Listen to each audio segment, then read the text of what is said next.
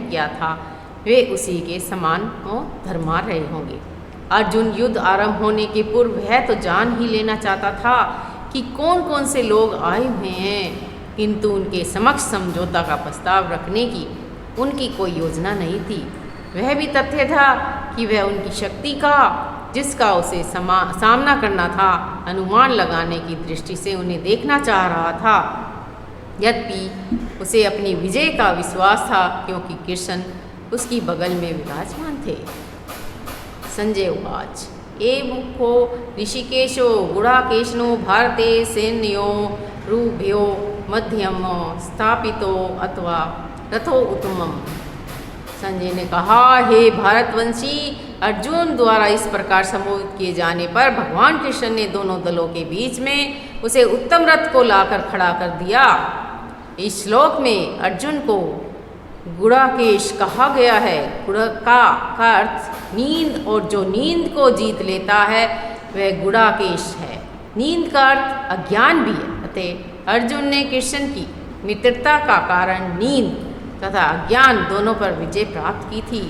कृष्ण के भक्त के रूप में वह कृष्ण को क्षण भर भी नहीं भुला पाया, क्योंकि भक्त का स्वभाव ही ऐसा होता है।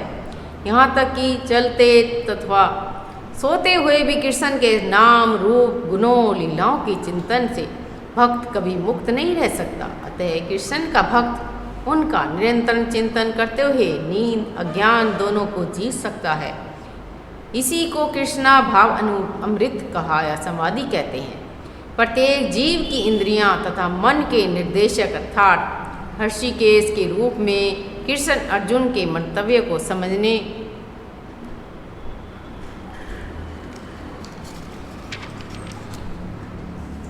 गए कि वह क्यों सेनाओं के मध्य में रथ को खड़ा करवाना चाहता है। अतः इन्होंने वैसा ही किया और फिर वे इस प्रकार बोले, भीम द्रोणा प्रमुक्ते सर्वेशा एवं च मही दीक्षिताम उवाच पार्थ पश्ये उतास इमेता कुरु नीति।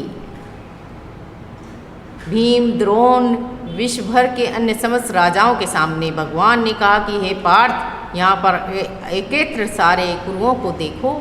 समस्त जीवों के परमात्मा स्वरूप भगवान कृष्ण वह जानते थे कि अर्जुन के मन में क्या बीत रहा है। इस प्रसंग में ऋषिकेश शब्द का प्रयोग सूचित करता है कि वे सब कुछ जानते थे। इसी प्रकार पार्थ शब्द अर्थात प्रथा या कुंती पुत्र भी अर्जुन के लिए प्रयुक्त होने के कारण महत्वपूर्ण है। मित्र के रूप में वे अर्जुन को बता देना चाहते थे, क्योंकि अर्जुन उनके पिता वसुदेव की बहन प्रथा का पुत्र था। इसलिए इन्होंने अर्जुन को सारथी बनना स्वीकार किया। किंतु जब वह इन्होंने अर्जुन से कुरुओं को देखो कहा तो इससे उनका क्या अभिप्राय था? क्या अर्जुन वहीं पर रुककर युद्ध करना नहीं चाहता था? कृष्ण को अपनी बुआ प्रथा के पुत्र से कभी भी ऐसी आशा नहीं थी। इसी प्रकार से कृष्ण ने अपने मित्र की मनोस्थिति को पूर्व सूचना परिहासवंश दी है।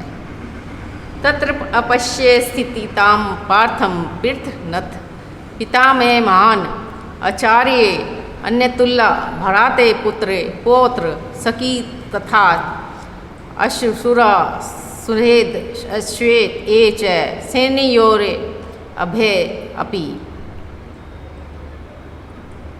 अर्जुन ने वहाँ पर दोनों पक्षों की सेनाओं के मध्य में अपने चाचा, ताओं, पिता, माहों, गुरुओं, मामाओं, भाइयों, पुत्रों, पौत्रों, मित्रों, ससुरों और शुभचिंतकों को भी देखा।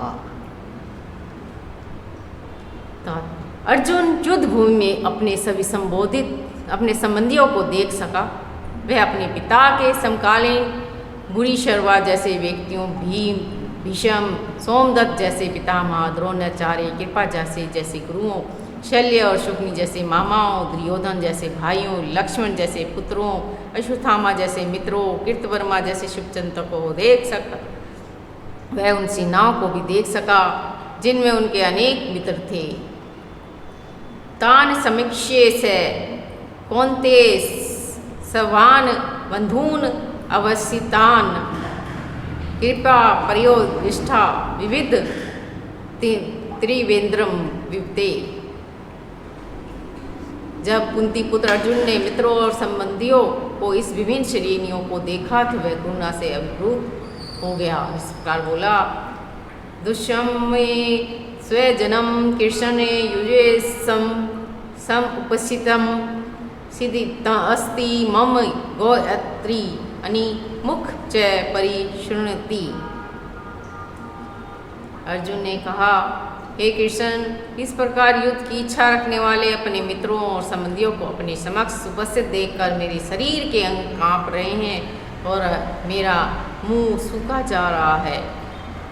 अर्थात यथार्थ भक्ति से युक्त मनुष्य में वे सारे सद्गुण रहते हैं जो सत्पुरुषों या देवताओं के पाए जाते हैं, जबकि अभक्त अपनी शिक्षा और संस्कृति द्वारा भौतिक योग्यताओं में चाहे कितना ही उन्नत क्यों न हो, इन ईश्वरीय गुणों से विहीन होता है।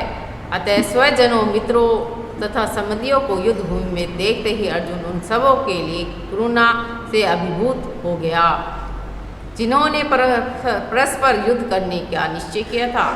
यहाँ तक उनके अपने सैनिकों का संबंध था, वह उनके प्रति आरंभ से दयालु था, किंतु पक्षी दल के सैनिकों की आसन मृत्यु देखकर वह उन पर दया कर अनुभव कर रहा था। जब वह इस प्रकार सोच रहा था, उनके अंगों में कंपन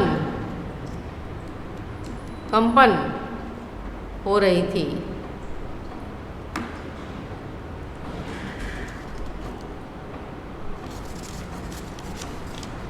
कंपन होने लगी और मुख सूख गया।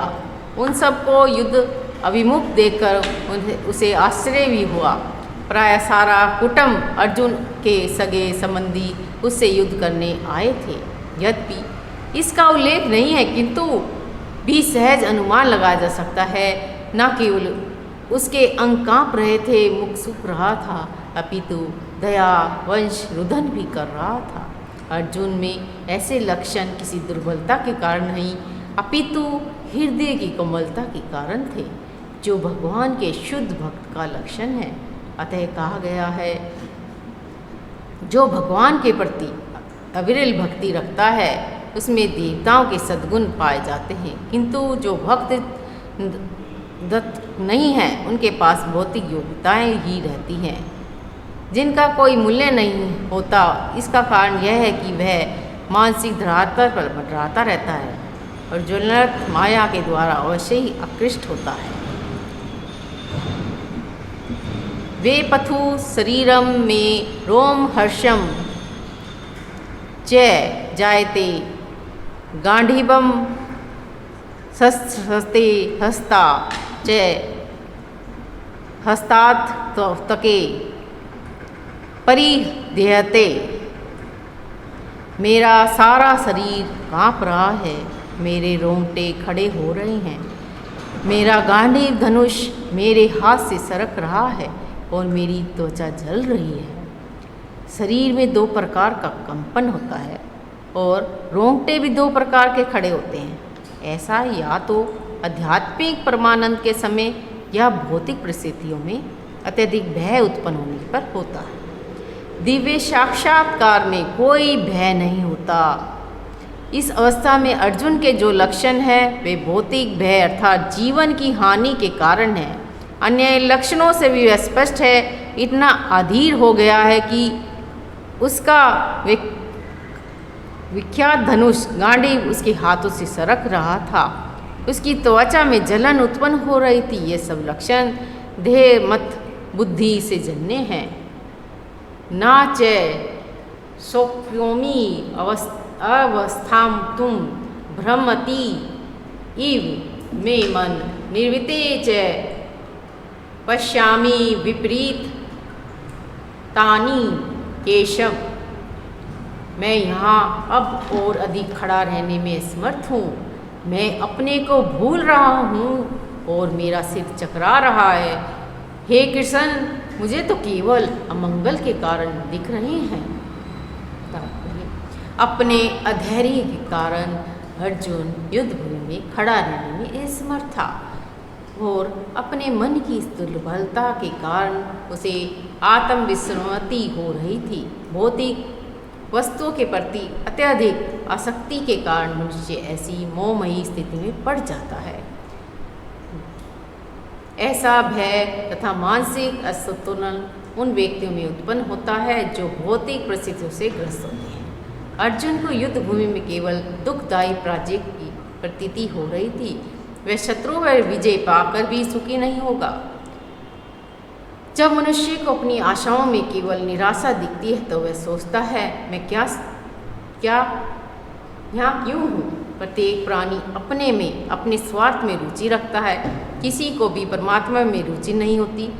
कृष्ण की इच्छा से अर्जुन अपने स्वार्थ के प्रति अज्ञान दिखा रहा है। मनुष्य का वास्तविक स्वार्थ तो विष्णु और कृष्ण में निहित है। बुद्ध जीव इस भूल जाते हैं, इसलिए से भौतिक कष्ट उठाने पड़ते। अर्जुन ने सोचा कि उसकी विजय केवल उसके शोक का कारण बन सकती है।